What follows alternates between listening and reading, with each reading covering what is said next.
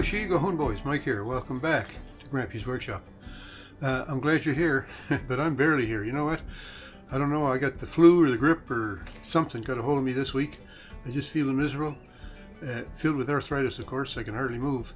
So because of that, this will probably be the last Grampie's workshop episode for a while until I can get squared away and start moving around again, because I can't hardly even walk out to the kitchen to get a drink of water. It's a man cold, right? It's pretty bad.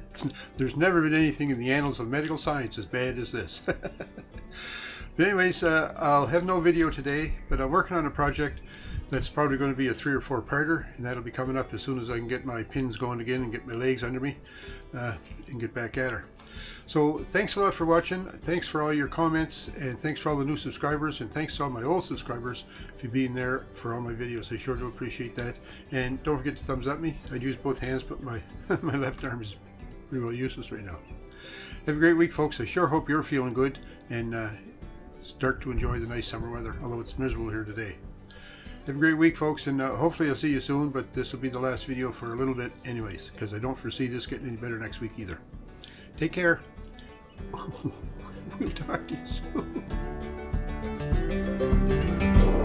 soon.